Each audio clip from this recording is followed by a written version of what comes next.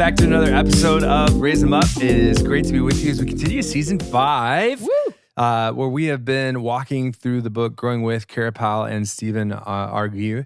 And we're here in chapter 3, right? So, and I appreciate the end of the last episode, the last chapter, they even set up like where the book is going. So this chapter and next chapter are focusing on that first word, withing. The next 2 chapters after that are going to focus on faithing. And then the last 2 chapters of it, we're going to get adulting into it too. But we got this introduction into withing and kind of just the importance. So again, kind of to help us all, what do we mean by the word withing? Doing life alongside your kid rather than walking with, and you're growing at the same time that they are. You're not directing their growth, but you're there as an appropriate level of connection throughout that time. And in the spirit of the chapter, when do we with our kids? We with Always. them. What was that? We with them. We with them. When do we with that? That is awesome. Okay, there we go. Every chance we get. Every chance you get from Always. birth through young adult. Yes. You mean we don't stop withing with our kids? No, but it's going to look a little different. Good. Mhm. Okay, yeah. Because again, reminders, this book, Growing With, is focusing on primarily like adolescents through young adults. So somewhere around 12, 13, all the way to 29. Yep. Which, like Jan, having actually lived through this. Living through it now, Yeah. Yeah. currently. Challenging or easy? Oh, easiest thing I have ever done. But I appreciate, It right? is a challenge, Yeah. right? But I love that one of the things the book does is it acknowledges that it's a challenge Yeah. and that I need to learn and grow too. I can't continue doing things the way I've always done them. Absolutely. I have to adjust things. And that's why I appreciate this, because I think walking alongside of students for so long, and that means walking alongside of parents for so long, it is so interesting always to hear the challenge of that turn, right? So Mhm. when your kid gets that 7th grade year is such a challenging turn. Like 6th grade, they're still holding a little bit of that elementary school level of you are they have a great phrase for it in this chapter, but the one that can do no wrong type thing. And then 7th grade, they start realizing, and that's the season where they enter into, they don't know anything, right? My Yeah. parents Oh, don't yeah, know I'm anything. Parents an don't know idiot. anything. Yeah. Yeah. And then it grows. It does change. But that's where this part 2 of the book, focusing in on withing, really challenges parents to consider what it means to go from dependent, right? That's what your child is in elementary school, to learning what it means to be interdependent in this season of young adulthood and adolescence into young adulthood. And then eventually, right, when they sprout into blossom past that young adult age, they're independent, right? But learning what it means to be interdependent with their peers, with others in their lives and things like that. And actually, this book is going to kind of push back on that, because that would be the natural progression we would think would be dependent, interdependent, and then independent. But the book says it's almost going to flip-flop the last 2. So we'll get into this more in chapter 4 next time. But for now, Oh, yeah. you're going to I go appreciate from what you're saying. you're Yeah. going to go from dependent to they're going to have a season of really pushing independence. And then they'll settle into a true interdependence. Good. And I appreciate like Kara's talking about her She'll talk about her daughter in the daughter. next chapter. Yes. Yeah. Well, and I think, so is it Steve that talks about his son then? Like in the making of breakfast and things, or is that Kara? That's That's Kara. Kara. Kara. Yeah, and that's in this chapter. Okay, it's yeah. a good And one. that's the one that like stood out to me was Yeah. that I thought that was like, and that's the thing I am appreciating about the conversation of this book is there's some really, really cool insights into considering stages and times of life. And again, we got into that a lot in the last episode with the idea of being a student needs a teacher, Right. an An explorer needs a guide. and a focuser needs a Resource. Yeah, exactly. Yeah. And it's going to keep trying to put those 3 terms in. So help us recap. Again, I think there's so much like backstory we're taking into this Yeah. lone episode about the beginning of withing that it might just be helpful to recap those different meanings. Sure. So a learner needs a teacher, meaning it's a time when your child is absorbing a ton of information. And so just like a real teacher isn't going to hand everything on a platter, we are not handing everything on a platter to our kids either. And when are kids typically learners? That's in the early stages, 13 to 18, Ish. with a bit of blurry lines Yeah. on either side. Yeah. And then as you move up, then they move into an explorer phase, which is roughly 18 to 23. And again, this is where they are making more independent choices and also kind of figuring out where they fit, what they like, what they don't like, what they're good at, and where they want to head.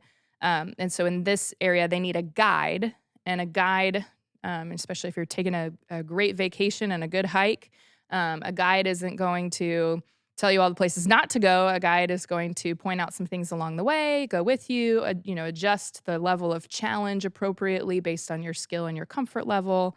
And allow you to explore and have Yeah. those free explorations along the way. Yeah, and encourage Exactly. you in that time, and then also be there for the safety aspect and And then what happens after 23? Yeah. nothing. Everybody's perfectly fine. They're done. They're They're done. No, but We- I thought they really, were done at 18. I And thought we were yeah, done after yeah, teaching and yeah. learning and all that. Yeah. It's so it's so true though, because like coming out of this somewhat recently, coming out of the next stage, which is the focuser stage of a young adult, early emerging adult life. Sure. This is the time where you're focused in on, maybe it's a romantic relationship, maybe it's career, figuring out what your job is going to be, and then you put everything into it because you're just like, this is what I feel like I need to have accomplished by 30 or, whatever you set your goals as. And so this is just a time in your life where you're hyper-focused on a few areas that you find most important, that are your priorities. And so then the parent or guardian or, anybody, the adult in the relationship is a resource person. So it kind of makes me think of like, when you send your kid off to college and they don't call you unless they need money. It's like that, but not quite. Yes. It's a bit like that, like, hey, I'm this, my kid now is grown and they want to buy their first house, or they're considering between these two different job offers, or they're wondering if they should, take a gap year or do an internship, or if they should go further education how do right now. taxes and- work? How Yeah. does, like I have health to go to the insurance, doctor. And Yeah, I don't know exactly. how to do I live my insurance. adult life? Yeah. Yeah. Well, and one of the things I think that was also set up for us at the beginning of the book is that these things are happening at a slower pace. Mhm. Yes. And for some of us that are a little older and almost 50, right? The expectation was that really earlier on, I mean, by 25, my friends had their children and, Yeah. all these things, and things are happening later A lot later. for our yeah. children. So I think there's that part too. So when we joke about, at 18, from my parents, at 18, they were done. They were done. Yep. For me, it was when you're done with college, you're done. Right.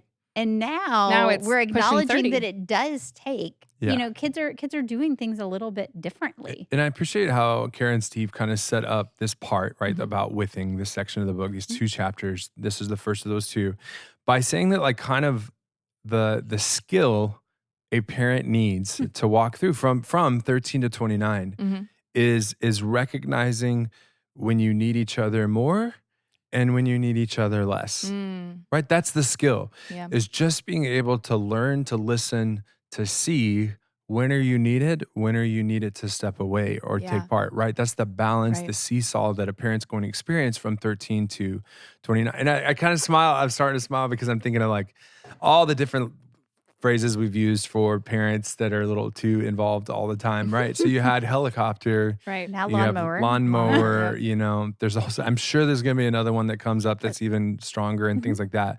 But again, and that's why that's someone that has not learned when to step back and things like Right. that. And I appreciate then the prayer they gave us before they even launched into chapter 3 that we're talking about. And so Jesus, we love our kids even more than we imagined we would, but sometimes we want to keep them over dependent on us and on the relationship we had when they were younger. We confess that it feels safer that way.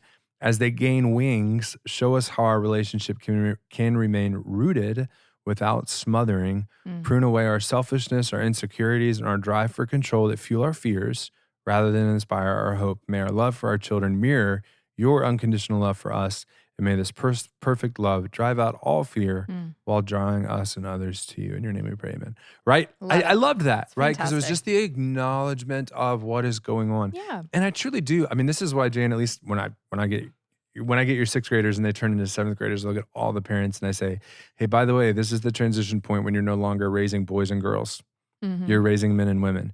Because I do think it needs to be that shock level of Whoa. you've got 7 more years before they're off on their own. Mm-hmm. You've got to learn that you're not in control of all the things that they do and all the pieces of their life. You can't flip the switch when they turn 18. You know, you need to Mhm. start dialing it up as they're And as a mom walking through that, letting your kids kind of be the barometer, right? Mhm. Looking at your kids to kind of guide that because Yeah. they're all so different. and it's They're going to they're different you know, comfort levels in different areas of life too. absolutely. There are going to be some areas where they are ready to take off and Mhm. go without you. You know, you're still there. You're not Absolutely. totally, you're walking with them. Yeah. You're not doing it for them. But then there are going to be some areas where they're a little bit less excited to jump off that cliff just yet. Yep. And they're going to continue to reach for you for Yeah. that. And I think it's allowing our kids to be that barometer. And then as a mom walking through it, not getting your feelings hurt Mhm. Absolutely. when they don't want you in the middle Yeah. of it right then. And it's so easy. And I've had to check myself. And my youngest daughter is really good about reminding me, hey, this is about me right now. Sure. And it hurt at first, but I'm Sure. like, she's right. She's right. Yep. It's not. I mean, yeah, I'm her mom. And so, yeah, Mhm. I have feelings and, Yeah. but this is her. This is her growing up Right. opportunity. And it is her chance to grow and learn. And it is about her. Absolutely. And so as we're getting into this, learning the skill of when to draw close and when to give space, the key is maintaining a level of warmth. And Oh, I yes. love I where love this Good, that. right? chapter So this heads is with diving, it. Yes. diving into chapter 3, and to kind of give a little background again, reminding us that Growing With was an after book Mhm. from Growing Young. Growing Young was a research done for years about congregations that were growing young, and Yeah. they had a very clear definition of what growing young meant, which was growing in engagement with young people. So Yeah. it wasn't like numbers or anything, but just churches and congregations that really engaged. And they had kind of 6 growing young essentials, and one of the 6 was fueling a warm community. And we'll get into it as we kind of get into those first insights when it Mhm. comes to this idea of withing as parents, right? Because that's what they wanted to do. They said, look, we learned all this stuff about congregations. Mhm. What can parents now take away to keep the relationships going with their own young people, their very unique young people in their own Yeah. situations? And what I appreciate is it kind of starts out then in this chapter is, again, we got the whole, you got to learn when to back up, when to step in. Yeah. But there's this whole picture of being intentional Yes. with your rhythms and your rituals, and recognizing they're going to change. The way that Yes. the way that you journey with your child Yep. is going to change, and that's okay. And it's good. Yes. Like it's a good thing for you to recognize, and to, again, this is about building that skill of seeing what the patterns for what they are and looking and identifying what does my child need in order to feel connected to me, or what does my child need in order to feel supported as they step out away from me, whatever it might be. Because if we maintain this level of warmth, then they have the freedom to step out as they need to, but they also have a place to come back when they need to. And that's the relationship bridge that we want to maintain and make sure it's strong. And the skills to develop. And Yeah. and what I appreciate too is we've got the whole student explorer Mhm. focuser, right? But yeah, I noticed something in this chapter again. What I really appreciated in the whole Kara and breakfast with her son thing was you're gonna have natural transitions somewhere around right 5th or 6th or 7th grade. Mhm. You're gonna start noticing, oh, things are different. I have to do things differently. What's going on? And then the other natural transition that's going to happen is when your kid can drive, right? Yep. Most kids, 15, 16, 17, right? That's Yep. when they're learning to drive. A little And then- later now. I was going to say that's one of the things that are happening later now Sure, too. exactly. I mean, They don't want to. They But don't when feel that the need to. happens, right? Yep. And certainly whenever you choose to place a cell phone into the hand of your child, that's It's a another big transition point. natural, something's changing. What is that? Well, you gave your child a cell phone, right? And then you have certainly whatever happens after 18, Yep. right? So school is done, all right? Right. And the next chapter begins. And then certainly once entering the workforce happens, Yep. that's another natural. So it's good to just parents listening Mhm. acknowledge when this stuff is happening. That's why there's changes. That's why things are different, along with the Yeah. whole like puberty, right? Hormones. And hormones, growth, everything's changing. I don't understand why is my voice deeper, but why is all this other stuff, right? Because it's like, okay, that's another reason why, but it's why it's important from as early as an age as you can, which Yeah. again, we'll reestablish something we've said in previous seasons, never too late. Never too late Oh, to start, no. never too late to learn. Mm-mm. But the earlier that you can begin this withing process and rituals and be intentional, the better, right? And so Yeah. it starts by kind of sharing these insights, these lessons learned or Yeah. things to consider when you think about the concept of being with your kid. Right. And it's coming from a pool of research. And so it's insights that they're gaining about, what is the warmth of a household looking like? And they touch on in the chapter, they touch on different things like the role of grandparents and siblings and dads, and really specifically some stats and things to help understand how those relationships can influence positively, or how the absence of those relationships or strife in those relationships can negatively impact the feeling of warmth in the relationship. But they, And warmth, right? I mean, that's where we kind of Yeah. that's the Yes. diving board, the jumping off pad, if you will. And I Yeah. know, like the very first insight, Jan, last week you had mentioned how much you loved their phrase, which is "warm is the new cool." Yes. What's that all about? Yeah. So, having that warm relationship for kids, right? I loved, and I'm assuming this came from the Growing Young Church, Yes, right? A pastor is saying, I can pay to have a cool worship leader. I can pay to have the cool Mhm. youth group leader, but I can't buy relationship. Yeah. Mhm. True, Warmth. genuine, Yeah. warm relationships have to be grown, and Yeah. they have to be, continued. And that's what that is making sure that you have that warm relationship and doing what you have to to continue it, Mhm. and knowing it's going to change. And as you're talking, like this is like, again, I'm finding ways to love this book in so many different ways, right? For different insights and things like this. But something that just caught me was that comparison. Like again, I read Growing Young. I went through a Growing Young cohort led by Fuller Youth Institute, so I got to, at least through Zoom, see Kara and Steve and all these other people, right? But one of the things you just said, like this whole idea of the coolest part about the Growing Young research, again, churches that are engaging young people, was when they talked about it, it wasn't the budget, it wasn't the Mhm. location, it Mhm. wasn't the age of the congregation. It was the warmth, right? Could you Relationship. actually be welcoming and hospitable to the people? And this is where I just got a little light bulb went on. I all the time hear, and I know by the time this releases, will be in the fall. And what is probably the greatest needs that you have at the start of the fall, Jan, for your ministry? I need volunteers. Volunteers, okay? Mhm, mhm. And To just think of the, grow relationships with my kids. yes, Yeah. think about the overlap. And every year, what's the conversation that I had with Volunteers for Student Ministry? Oh, I'm not cool enough. Yeah. I don't know all the hip terms. Yeah. I don't know the technology. I'm Yeah. so old. I'm so distant. You're so much closer in age. And I'm like, I'm right between you and your kids, right? Yeah. And that's the thing, is like in UMA, right? Even in UMA's call process, actually, there was a hint of, is he too old to be a youth director? Sorry, Uma, we're just calling you out right Right. here. And it was like, I was like, okay, It's not he's about that. got 20 years of experience in youth ministry and he's good at it. Right. Yeah. Why? Because he's in relationship with people. Right. He's warm. He's hospitable. He genuinely cares about people. And so I can't tell you how many times I would sit down with someone at one of the big things I get, at least, Jan, is I don't know the Bible well enough. Oh yeah. I'm not really trained. I don't really know. I'm like, welcome to the club. Mhm. There's so many people that you're sitting next to every single week in the exact same boat. I don't need you to be a Bible expert. I need you to be someone that can love students. Yeah. I need you to be someone that can empathize, listen, care, be curious, be honest, right? I don't know. Let's look into that, right? Yeah. And that's kind of the attitude and the spirit for parents too, because I think what I see is parents, especially in the student ministry world. I mean, this is really a big thing, right? And since the pandemic, parental engagement has dropped at least in our youth group. And from what I understand, it's a nationwide, it's a Christian-wide type thing. Is the parental, but it's because of this distance that parents feel from their kids in the adolescent years, all the way through the high school, that makes them think, I'm not good enough to connect with my own kid. How do I even connect with other kids? Or I'm not the cool mom or the cool dad, and all this other stuff. It's interesting. Yeah.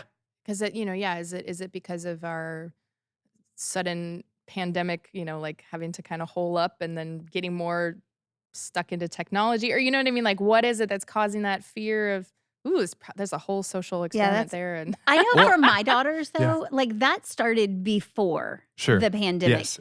And it's But not then so much there was a that, drastic change after. yeah. Not so much that I'm not cool, but that they want their own identities away from me. Oh, sure. Yeah. And if I'm there, right, then their identity is still tied Sure. to There's a my connection there. identity, right? And so there's a big part of it. They're good with me doing things kind Yeah. of in the background, Ah. right? Or I with get another that all the group time. I of get that all the students, time. Yeah. you know, like, yeah, you go be with them, right? And I even see it with their friends because their friends, they still like me, right? I'm still fun. And, you know, my house is the one that people come to, which is what I have always prayed for and wanted. I'm like, I want to be the warm welcome mat. Come on in, whatever. My kids, they still know that I love them and they still Yes. love me, but they are looking for their own identity. So when the friends are over, they don't want mom in the room. Mm. When they're at, you know, yacht club, we don't want mom there, Yeah. even if it is just handing out food, because then she's going to talk to me.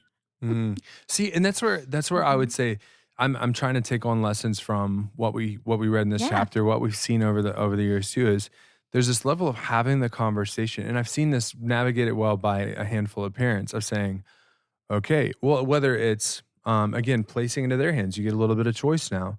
You're either going to go on Sunday morning or you're going to go on Sunday night.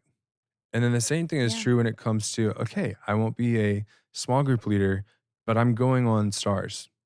Or I won't do this. And it's because these parents that have navigated this well are saying, I'm recognizing the need. Yeah. And again, at the end of the day, to the students, which again, you think about it, right? Where does your world end when you're in high school? It's right at the tip of your nose. Yeah.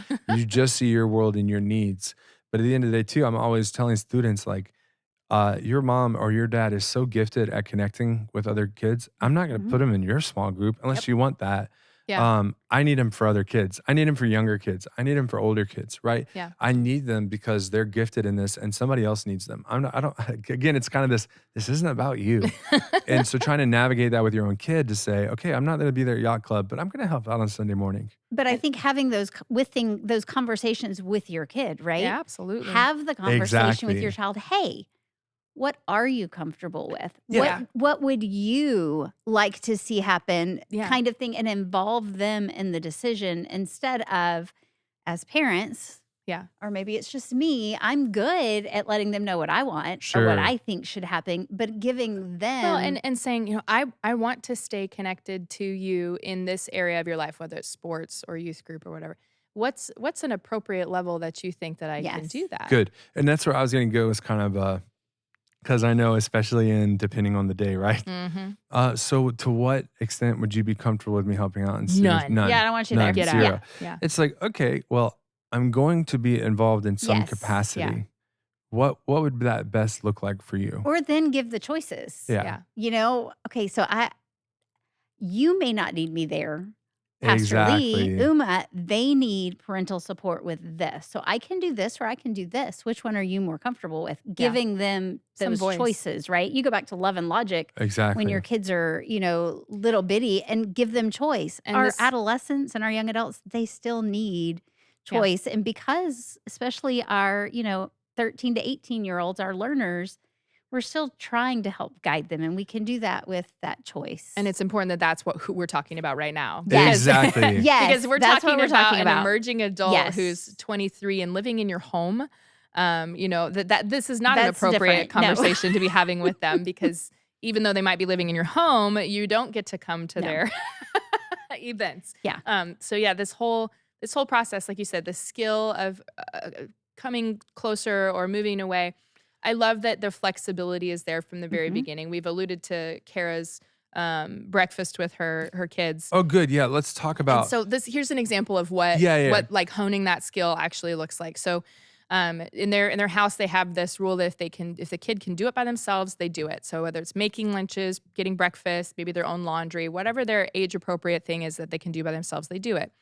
Well, she's looking at her son now and she's trying to see his progression and his So- life stage where he's at, and he's about the time he's getting his driver's license. Well, He's having back up. finals. Back up, right? So, because I love it. This is my favorite part. Sorry, it's like when you're telling a story about a movie and you're like, no, wait. So when did her son start making his own breakfast? At 8. Yeah, a Yeah. long. So he's been doing it for a Yeah. long For a time. long time. Okay, Yeah. good. Okay, so he's driving now. Melanie, what changed? Like, what's changed about him making his own breakfast? Well, now he's doing that. He's doing AP exams. He's taxiing other people. He's got all this stuff going on. And his stress level is just higher. There's more being expected of him. And what's And going so on with in Kara? dinner, yeah. What's going on with Kara then? Why don't you tell the story, Lee? Go ahead. I'm sorry. I love it. No, I love it. I love it. the story. I'm so passionate Go for about it. this. Right? So Kara sees her son stressed. Mhm. And what has Kara lost? She's lost all the car rides where she got to know what was going on and all this other stuff. So homie's so worked up and all this other stress that he's in and out. We grab his She's lost car rides and dinner. and dinner. Because Okay, their good. schedules are Yes. crazy. Good. Right. And so she's like all of a sudden feeling so distant from her son. So she wakes up one morning and cooks them all breakfast. And they're like, what's wrong? Yeah, What's wrong with I love mom? that. Why is she doing this? And then she kept doing it for the whole week. And it's because Withing changed. I'm sorry for interrupting. It's I was just so excited about it all. But yeah, so she saw that it wasn't a step back, that she wasn't taking, interdependence or independence away by doing something he could have done by himself. She was using this as an opportunity to care for him in a more stressful time in his life, to honor the choices and the hard work that he's doing, and to reclaim some time that she had lost otherwise in his schedule for connection. So by making a breakfast and having some face-to-face time in the morning, even just 5-10 minutes, that was something that she otherwise would not have had for a season while he's doing AP exams and all these other things that are going on. Exactly. Yeah, she found a way to be with him Yeah, she got in a warm environment because what you were doing wasn't working. Yep. So you've got to find something and she was able different. to zoom out Yeah. and see it from a much bigger place. Like, oh, okay, this is a season. This is an opportunity. This is a time when my face-to-face time with my son is limited, and when his plate is really full. I miss him. I want to be available for him. And schedule-wise, where are my windows? Yep. She found a window. She found a way to make it enticing with a delicious breakfast. She made French toast. I mean, I know. shoot. Yeah. I want to She go to said their a little house. breakfast. I don't think it was a little breakfast. She go to made some their house good for breakfast. Right. But again, you have the freedom, and it's necessary to zoom out, take a picture of what's going on, find your little slots where you can be connected, whether it's the car rides or whether it's come do your laundry at the house on the weekends for those Yeah. college age students or whatever it might Right. be, and maximize on those, maintaining that level of warmth. It's not, oh, you've been making your breakfast since you were 8. If you stop now, what kind of kid have I Right. raised? That's And that was one of the beautiful pieces that I loved about it was for 8 years, this kid learned how to make his own food. Yeah. Right. I had, I'll say someone at seminary. I'll go there. I won't name who it was, but could only make sandwiches. Yeah. Did not know how to make any other kinds of food. Right. Because that's all he ever learned how to do. And it was one of those like, what? Yeah. But Yeah. for this kid, right? He He's knew how to make maintained those on breakfast. He's been able to do it. got the So skill. it's not a matter of you're old enough to do it yourself. I'm now relaxing and free because I did my job, right? Because I Right. think sometimes parents can take that approach. It was just recognizing something changed, what's going on, and stepping back and taking that bigger picture in, which I love. I thought it was just a beautiful, beautiful story. Yeah. You know what's great is when they start cooking dinner for you. Sure, and yeah. then you sit down with them and enjoy the meal that Well, they and cooked. I remember It's being, so and this fantastic. is, I think I love it too because this is, well, granted, it was because I was number 3. I have no idea what happened for my older brother. Like he's the oldest, so I don't know. But like I had to learn how to do all this stuff on my own because mom was tired by the Yeah. time I came around. And by the time I got old enough, so I was washing my middle school PE uniforms and stuff like that, and my sports uniforms because mom wasn't gonna do it. Like it was very much she knew she had to teach me to fish because she wasn't fishing for me Yeah. anymore. And I think what I appreciate about it too then is just this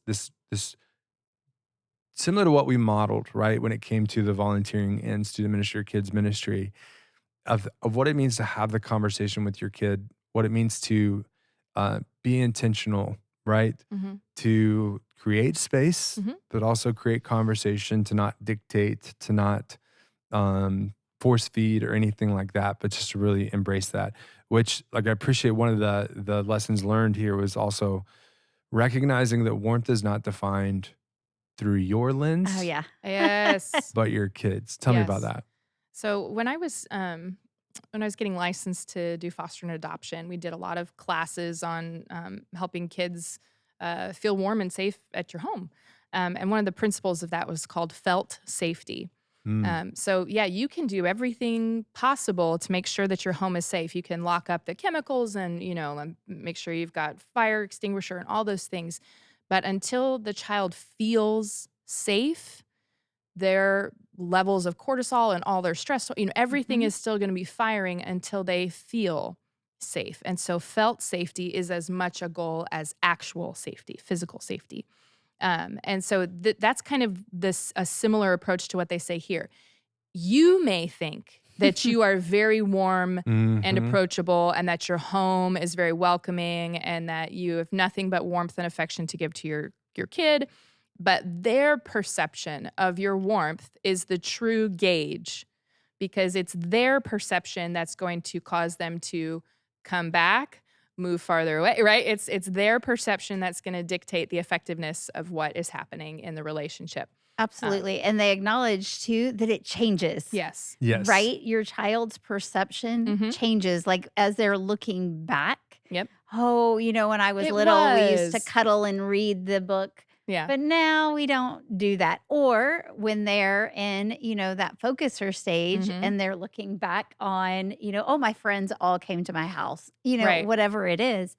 But those perceptions will change and they're not stagnant. So whatever is happening at the moment in your household or with your adolescent, with your young adult, you don't have to stay there. Yeah. Right. And there's another lesson hidden in this too. Like it's not just their perception of warmth versus it's not warm, but it's also what makes it warm. Like because I might say, well, it's not real connection if we're not in the same room. But that's just not going to be a reality. Right. So there's especially when they're Alpha College. Yeah. So page 78, it says, withing during college is more about connecting over text and a screen than over toast and scrambled eggs. And that's just an important thing. So the way that you connect might not feel as warm to you, but it might be the warmth that your child needs, that your young adult needs. So, if you're going, I just want warmth this way, I want them to come and visit, or I want to sit on the couch and watch a movie. If that's not what they're interested in, or, that's not possible. Well, and that's so good. Like, I love, because like you think about it, like you tell your kid, you have to come sit and watch a movie with us, right? And in the meantime, right, you don't know what happened at school that day. You haven't talked about it. You find out, or like maybe later on you find out they had a terrible day at school. They would have rather sat and talked about it or done something or played a game where it would naturally open up a conversation. But you just assumed we're going to demand family time and being together. Right. And it missed an opportunity. So it was actually the opposite of warmth. Yeah. Well, and sometimes I think as old people, we have the tendency to misjudge technology as being impersonal and not real, insincere. But the reality is that for many adolescents, young adults, emerging adults, it is a sincere and very personal way of communicating. And so, like they may be sending you silly text messages and things. Take the win. Yeah, I appreciated that mom that was like, that wasn't my style of withing, but I got more like positive feedback from my daughter when she texted me and did me little silly emojis than when we would just talk in person. Yeah. Yeah. Well, and then later on, right? Because we're kind of leading up and we're talking about now withing on their terms, right? Yes. Doing what they need. Again, it's not all about me as much as I want it to be. It is on Mother's Day and your birthday, though. Yes. Yes. Sometimes. Unless I'm at the theater, which I'm generally at the theater on Mother's Day. Fair enough. Yeah. Anyway, it all works. But there's that in order to with your child and make sure that you're giving them what they need, sometimes you have to ask that question, like, what do you if you could change anything about our relationship, what that would was it so be? great. Ouch. That was in their ideas piece. Yeah. But but in order to have that warm relationship and to be able to connect with your child in a way that's meaningful for them, you got to know what they need. And this is one of those like love language conversations, or like it's just you're figuring out your kid. I actually did this with my daughter recently. I said, what do I do that makes you feel really loved? And it was surprising for me because she said some things that I was like, okay, any kid is going to say they want sugar and candy, like whatever. But it was like, okay, that I can see that, but she's only 8.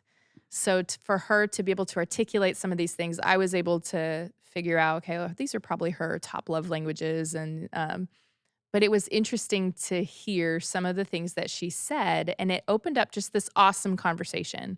And then my son, what are you guys talking about? So then I got to have the same conversation with him. And it really was like she was surprised that I asked. And then I didn't give any kind of judgmental comment or anything. So when she said, well, when you give me ice cream and candy, I was like, oh, yeah, I bet that does make you feel nice. Good move, Mom. And then, just kind of kept it going. Oh, what else? And what about when I do this? What, how does this make you feel? And, do you like sitting on the couch and watching a show with me? Or do you like when we get to go and pick things out at the store together? Or, what is it? Sure. And so it was just so do it. It's maybe super weird or like feel odd, but it was such a good conversation. So I highly recommend asking those questions. And Jen, you pointed out that what would you change about our relationship? And I'm kind of like, with this whole entertaining your kids questions, trying to get their perspective, empathizing, active listening, right? Active listening means you ask a question and you don't respond. You just say, did I hear correctly? Yeah. Or was I hearing you right when I heard you say this is whatever, right? Yeah. Like, and be ready to get offended. Oh, yeah. Be ready for your kid to say something that stabs your heart a little bit. But remember, they're a kid, right? You did the same thing to your parents, whether you knew it or not, right? When it came time to say. But again, just growing in that practice of communicating in that way is going to pay out in dividends way later in life, especially when it comes time to be the resourcer for your focuser, right? Absolutely. So just practicing that kind of empathy and listening, and then making adjustments. Yeah. But again, like the older that you get, it's kind of like, yes, obviously you have a lot of stake in the game. It's your life. I have a little bit of stake in the game too, though, and so like it's not a give in to everything your kid says. No. And because that's the thing is, it was funny in that whole section about like, what would you change about our relationship? What were some of the examples there of the? You give us too many chores to remember. And then when you get mad when to we do forget something, them. you get mad at us. That was a great one, right? So what did she do in response to that? She put up a whiteboard, right? So it was more visual. Yeah. Your texts are too long. You text like an old lady. Yes. Yeah, I hear that. Mom, you don't need to use punctuation. Really? You don't use punctuation I when use you it text? all the time. I That's can't so not. funny. That's really I had to figure that I'm out. going to offend the heck out of some people. Then. You asked Oops. too many questions. But then there was some other ones where like, I think Steve was saying like, yeah. And then I got told this and it's like, yeah, I'm not giving into that. Like, sorry. Yours. Yeah. Like, I'm not giving you all that freedom, homie. I appreciate the suggestion though. Yeah. But in the places where you can, adjust, or thanks for telling me about that. Let me think about how I can make that different. And sometimes or it's just whatever. feeling heard. Yep. Yes, She really wants exactly. to know. Yep. And she's not coming right back and telling me, are you crazy? That's never happening. Because the whole Right? thing you're Yeah. communicating is just, I'm with you, right? You're not alone with whatever you're going through. I'm here. I'm with you. What you're thinking, what you're feeling, I want to know. Yeah. It doesn't mean I can change everything, but you're not alone. The other thing I've learned is sometimes letting them know they're not alone does not require me sharing my feelings Oh yeah. in that moment. It's just hearing them. Yep. And I've learned that recently. Again, my kids are really good at telling me stuff like that, which sometimes, like you said, you're like, oh, okay. But just listening to them and not trying to solve the problem, not giving the suggestions, not using those words, well, when I was young, When I was your age, yeah. right? Kinds of things, but just listening and being there to listen Yeah. without interjecting, finding Everything, time yeah. later to add your, finding other times that Yeah. you can guide and instruct, especially during that learner period. But it doesn't have to be in that moment when you're having that conversation. And I love the way that they say, even though they don't always show it, most of our kids are open to hearing about our past. Our task is to find the less obvious back door or maybe even the trap door that opens up the right conversation at the right time. So, they're getting ready to rent their first apartment. find a little indirect way to say like, oh man, I remember signing my first lease. I was so nervous, or hey, what questions did you ask? Is there, just figuring out a way to. Rather than saying those 5 words that you should not say. When I was your age. When I was your age. Yeah. And did you do this, this, this, this, and this? And you better make sure you do blah, blah, blah, blah, blah. Because that's the way where you undercut and undermine their independence rather than supporting them through interdependence. Absolutely. And I appreciate the like, as you kind of heard in our conversation, this is a growing thing, right? It's almost like they should name the book like Growing With, right? And it's growing and withing, like right? Because like the idea, like, how did they not see it? I just appreciated the part of the chapter where it said like the whole like it gets better, right? That was the big message. Like no matter what you're walking through, things get better. And like it had this great little, it says largely thanks to digital technology, over 50% of emerging adults connect with their parents on a daily basis. Daily. That's awesome. Wow. Parents of young adults report that their kids seem to have greater appreciation for them than when they were teenagers. Crazy. What? As well as a more nuanced view of them as complex people who face highs and lows just like they They're do. actual people. I love parents as people. How crazy is that? And then Love that. This is the part I love, right? I will be a people one day again. As Jeffrey Arnett observed during over 300 in-depth interviews with 20 to 29-year-olds, quote, they begin to realize that their parents are neither the demigods they adored as children, nor the clueless goofs they scorned as adolescents, but simply people who, like themselves, have a mix of qualities, merits, as well as faults. Yeah. Y'all I have loved that. no idea for me right now. Hearing I'm like, oh, yay. Okay. Right? It will be better. Okay. There's a Yeah. promised land on the other side. Well, There is. and it's funny. Like, do you remember coming to that realization with your parents? I do. Yeah. Yeah. And Yes. it's such an interesting time. And so it's like, okay, yeah, that's coming from my kids too. All right. Well, cool. I still had I don't know if I said this on the podcast yet, but I know I've shared with a few people. Like, Yeah. I have a mom who was here when I got here 7 years ago. Her oldest was already in college by the time, so I never got to know him as a student. And then, like, recently, so somewhere in the last couple of months, she came up to me, she goes, you'll never believe what my oldest said to me the other day. I was like, what was that? It's like, he called me. He was trying to work through something with the job thing. And he said, Mom, I need your opinion. You're really smart. And Or tears are coming to my she was eyes like right on the now. other end of the phone. She was like, what happened to my son? Right? Because she just never thought she'd see the day. But Yeah. it's just Really more smart. very Aw. anecdotal proof of what they're talking about here. Like it will change. It does get better. And this season of torment that you were walking through as parenting adolescents and how crazy. Look at it. I know it's easy for me to say not walking through it, but I'm looking at it as an adventure. You never know what you're going to get every single day. But having a 15-year-old and an 18-year-old that just graduated high school, right? Yeah. I can see there is definitely a progression. Yes. That's good. And she told we were talking, my oldest, we were talking the other day, and she was like, Mom, we're more like friends now Aw. than you're my mom. Yeah. Because, And we that's- can, and I'm like, okay. That's At first I was like, what? No, I'm still your mom. But then I was like, nope, it's okay. It's okay because It's okay. that's where the progression should lead, Yes. right? It doesn't start as friends when they're 7. That's Yeah. not okay, right? But ultimately, you want to be coexisting adults who are their own unique You said individuals. 7. I was like, or 13 or 13 15 or or 15 or 16. Yeah, no, Right. no, I'm not But friends with my I 15-year-old right can't. now. I can't wait for my kids She to would say think that. that I'm smart. Today in the car, I was. We were having some goofy conversation, and my daughter from the back seat goes, "Yeah, Mom, I don't think you do really well. You're not that fast." Like, you're right, Brutally honey. honest. You're right. That's But okay. Mine told me when she was in kindergarten that another one of her friends' moms knew everything because she was a teacher. well, you're there, a Hello, teacher I was too. a teacher. Yeah. And I was like, well, I'm a teacher. You're my mom. No, And I you're was not. like, Yeah, that you're says my it all. mom. Yeah, my mom. exactly. That's Okay, so great. funny. A few more of the like Sorry. takeaways from their journey withing that I wanted, like, it leans into some more of just the practical ideas, because I did love this about this chapter, that it ends with some really practical steps and ideas. It talked about how grandparents, right? And I want to just take the time, because I don't think we always take the time on this podcast to acknowledge just the complexity of families that are out there these days, between split homes or widowed homes or widower homes, or grandparents raising like it said, like 2.5 million kids are raised by their grandparents. Yeah. That blew my in the Wow. United States. Like that blew my mind. And I would imagine it's just an even greater number in other places of the world, right? But it's talking about just the nature of the complexity of families. And so it talked about like grandparents, if you're listening, you have a significant role. I still remember uh, February 2020 for so many reasons, right? But there was a conference, Best Practices. It was either February 2020 or February 2019, but Best Practices in Phoenix. And I went to a presentation on grandparenting ministry. And I was like, I'm sorry, what?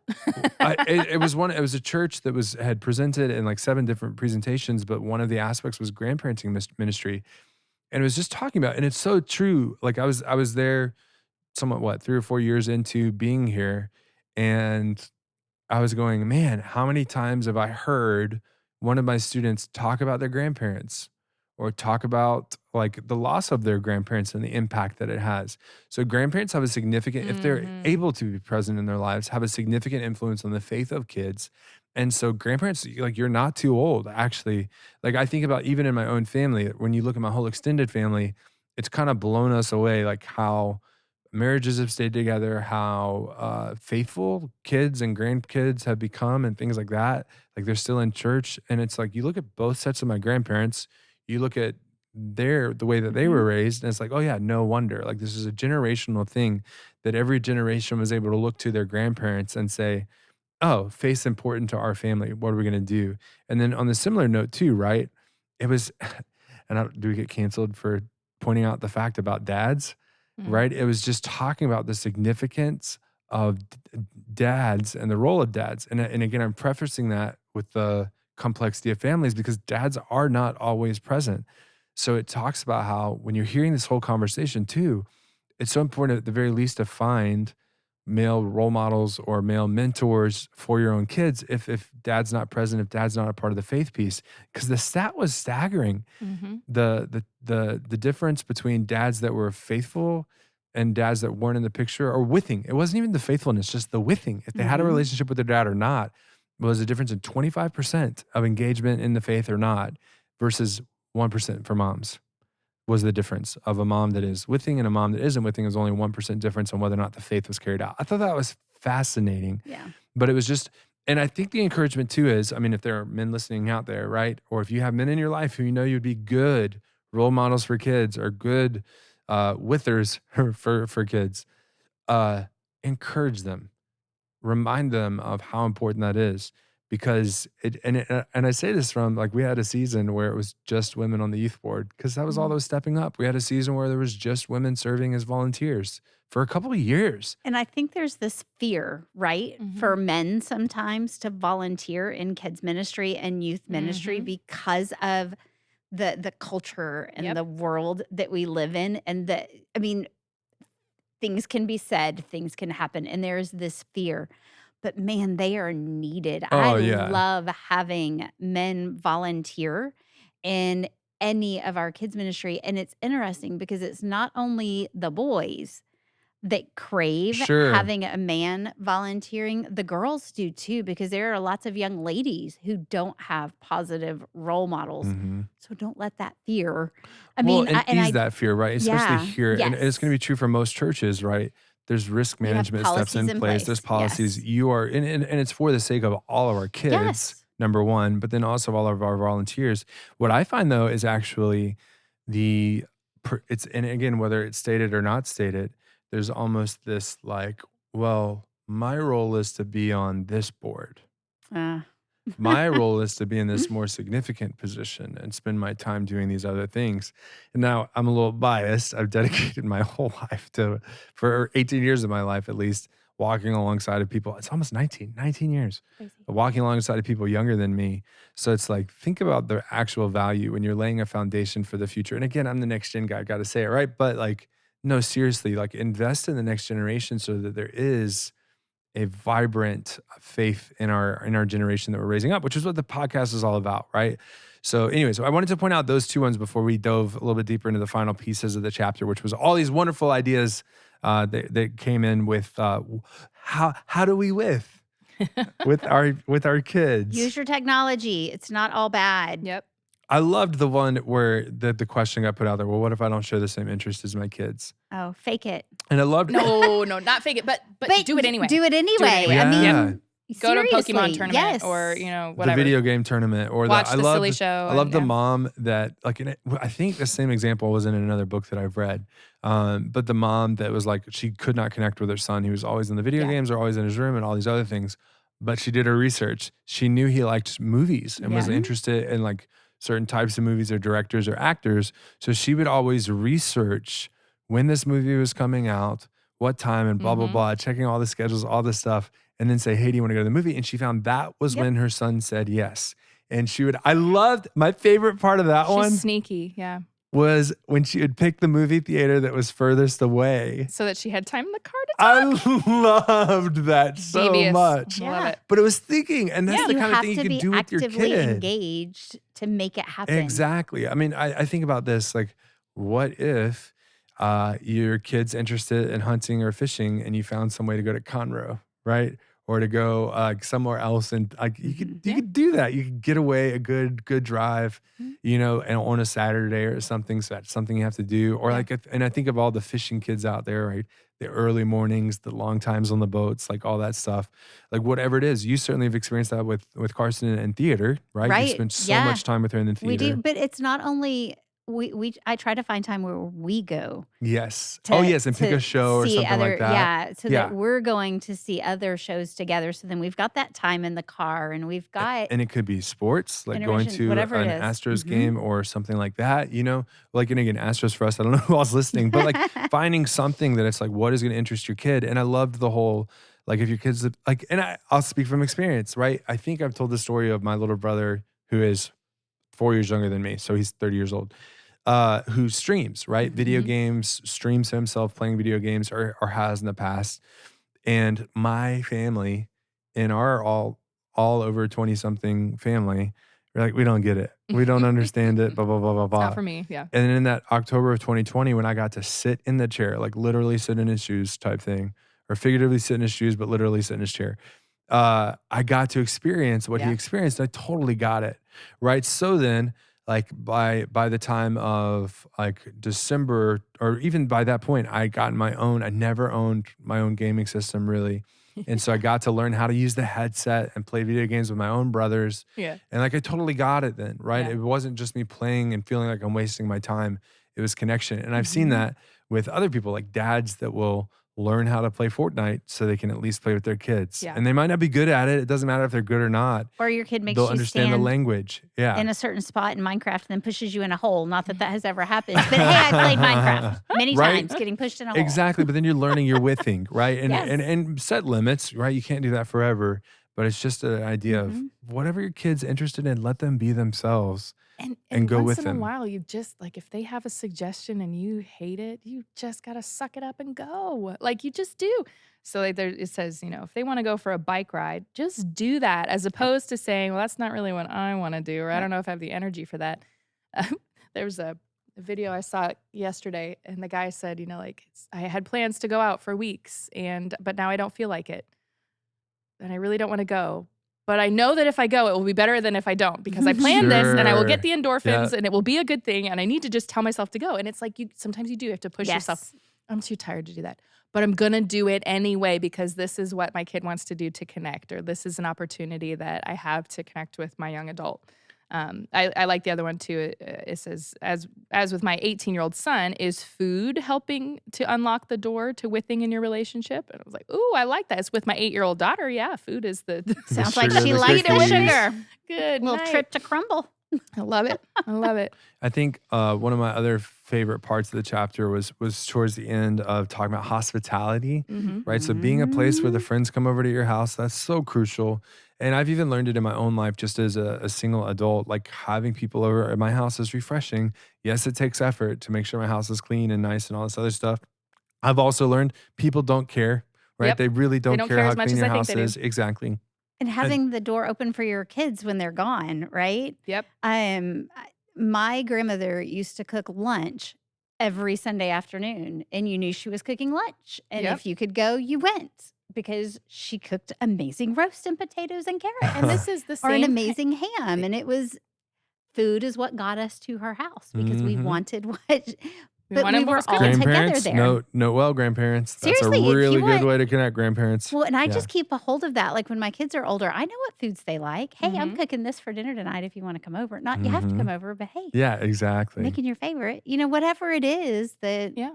And honestly, this is the same theme that we've seen yeah. in other books too, like this open door, hospitality, warmth, Yeah, Spiritually Vibrant Home talks Yep. about that. all of it. I So, appreciate it. The other piece was the rewarding of when they're with their siblings. It's something to mhm. do, Melanie. I think it's Yep. gonna work, right? They had something with, I think it was Kara with her daughters. Mhm. They knew at least once a month if they would walk down to the coffee shop and set away the phones, like you're not looking on your phone, you're spending time together actually talking, they'd pay for it, right? Yeah. Mom and Go- dad would pay so the siblings could have connecting time. I Yeah. loved that. That's awesome. Another section that I thought was pretty valuable when you talk about really getting used to having the conversations with your kids was it was kind of an extra on page 92. The what do you do when you fear your explorer focuser is yeah. making poor choices? So explorer focuser, that means you're college age or you're beyond your young adult type thing. I just had a list of great questions like if they've confessed something to you, right? That what does it give us? It says if you find pornography or paraphernalia, drug paraphernalia, or you find out they're doing something wrong, like what do you do? If they confess something, well, the first thing, right? Thank Scripture you. tells us, Thanks for being honest. thanks for being honest, forgive them, right? If they make a confession, forgive them, remind them of that promise, right? Because it's better to know the truth than to be ignorant to the truth, right? Reassure them that you love them no matter what, because that's true, right? Make sure that your actions the next few days continue to communicate that love. You're not trying to push them away. Yep. Explore first step solutions that are needed to address the immediate need or crisis. So discuss options, right? Ask yourself, is there an immediate need? Is there like, do we need to do something about this? And you can take a day. You can take 2 days if you need to process it. If they think they need to immediately stop a behavior relationship, think about it with them. Or a habit that they can add to their life to fill a vacuum. That was really important. Plan to talk about longer term lifestyle changes that replace bad choices. So I love the plan to, right? Don't do it right away. Yeah, no. You're not going to be able to make smart decisions in the moment. So perhaps you let your child know that you'll be back in touch in a day or two. And then finally, too, right? Consider whether or not you need to talk to a trained counselor, pastor, or a friend who knows your child. Like say, this is what our plan is. Is this wise? Do I need anything else? And it's so hard because you don't want to see that, but we live in a fallen and broken world. And it's so important, right, to love in the moment for your kids, right? To be able to say, I'm with you, even in this, even in these mistakes, because we've all made mistakes. We've all done Absolutely. things that we would never tell our parents about, right? Like, so it's a matter of like, and right? You know, your parents loved you through it all. And you know that you're going to love your kids through whatever it is they're walking through. And you would much rather know about it and be able to help than for it to go the wrong direction. So I thought that was just such an important piece I didn't want to lose in the chapter. Did y'all love anything else? Those are my favorite ideas when I saw this chapter come through. And again, I think I just appreciated the perspective that it gave to us, the reminder things are hard, but sometimes that's just a signal that things need to change. Like I appreciate that story I've referenced on a previous podcast, the Secretary of the Report and the Hermit, where this girl goes to get wisdom from the hermit. And she's like, well, I was doing the same thing and things got harder. And the hermit's advice is kind of like, well, maybe that's God saying do something different. And she's like, what? like it's one of those things though. If things are getting challenging, that's a signal, right? It's okay. It's like when the buzzer goes off on the dryer of the washing machine. It means it's done. You got to go get it out of there. You know, something's got to change. Yeah, and I think that's the big thing is being observant, right? Yeah. Let's watch our kids. Watch how they're reacting to the things that you're doing, even if it's something that you have always done. Yeah. All of a sudden, it may not be so great anymore. Pay attention to them. And it's not necessarily because of their rebellion or that you're doing something wrong, but it's something that could be shifted, adjusted to meet their new needs. They're growing and changing, and we're going to have to grow and change. Exactly. I love that every book that we've read and all the themes that keep coming back, it's like, hey, here's how to raise up the kids It's you. You've got to. I know. Why is it always There's no way us? around You need to look at yourself, and you need to change your things. And you can't control the kids. Right. And I love this reminder too that I do think, I mean, y'all can tell, is this true or not? Was there this, whether you acknowledged it or not, was there this myth that you're done with parenting at a certain age or something like that? Like once the kid reaches to 12 or something, my parenting's done. Did that, or do you see that in your friend groups or anything? I mean, somewhat observed you this. hear like, oh, you only got 18 more years of that, or whatever. But like I also don't see know. like, well, I'm curious just in the kids ministry conversations that we've seen, like there's this like you do it mentality, right? Yes. So there's this no, this is you, and it's like some of God that is continually goes, fear. it's you. Yeah, some of that is the fear of doing it wrong, though. Oh, good. Okay. I do think there's a lot of fear. I think So let's this. like pause for a second. You're gonna do it wrong. Yeah, Right. there's no doubt. We're all Yeah. going to do it wrong. Guess what? When you bring them to me in kids ministry, I'm probably going to do it wrong too. Exactly. Yeah. But there is grace from God for all of us, and we're So going I to. boldly, see what yeah. you're saying. Trek through it together. You're saying like, is there a point in time at which the parents say my parenting in faith is done, and they're passing it over to the church? Well, it just or, seems like there's a give up point or an apathetic Oh, point, okay. for parenting. like And- I've done all I can do. I don't have any else. or to it's like, offer. why is this getting harder? I thought I was. You know what I I mean? thought it was going to get easier. Now I have Maybe had that that's what moment. it is. Okay, good. Yeah, That helps I've me clarify totally what I'm had saying. that Yeah. moment where I'm like, wait, no. Once they got to middle school, this was supposed to get easier. Yeah. Good. Okay. And some things do, Yes. but some things change. And Which there's something again- there that wasn't before. But as far as parenting being done, I feel like I know, like, because Butch and I waited. I mean, we were married Sure. 10 years before we had our kiddos. So I'm on the older end of all the mamas. But because of that, my friends had children younger, and Yeah. then a lot of my mentors, I was very blessed to teach with some amazing mentors who were older than me, whose kids were older. They've all told me, oh no, not till they're like 25. It's not It even. doesn't get easier till they're 25. Oh, geez. So I've always had that. Nah, not till they're like 25. And this is a good circle Maybe back. 29. This is a good circle back though, because you helped me, right? I thought it was gonna get easy, and so there's a word Yeah. that came to my brain of challenge. Right? There's Mhm. always gonna be challenges. Yes. And there at the beginning of the chapter, it kind of talked about withing is all about the balance between challenge and support. And that's challenge Mhm. and support for your kid, the one Yeah. that you're guiding, but it's also challenge and support for you. Mm-hmm. So that to know that you're not alone, that you have people in your life that have been there, have gone there. Crazy if you still have your parents, right? They're there, they've been there, Mhm. right? And they're, oh, wait, that means I might be a focuser, like or an extended focuser. I don't know what they'll call that, right? Oh, I could, So it's one of those reminders of, oh, okay. It's not that it gets easier, it just gets different. It's the Mhm. exchanging of one set of problems for a new set of problems, and Yes. exchanging one set of rewards or benefits for another. And as I think about it, I fall into the temptation all the time of like, I should have this figured out by now. I should have this figured out by now. But the reality is you're going to be growing every single day, and you're still got your stuff, and you're gonna have new stuff, and it's gonna be, mess that you're gonna work through. So yeah, give yourself some grace Yes. and know that you're in process as well, for sure. And you have a purpose, right? Yeah. You are still needed. You are still necessary. Like there's always going to be change, and your role is going to change. Your kids are going to change.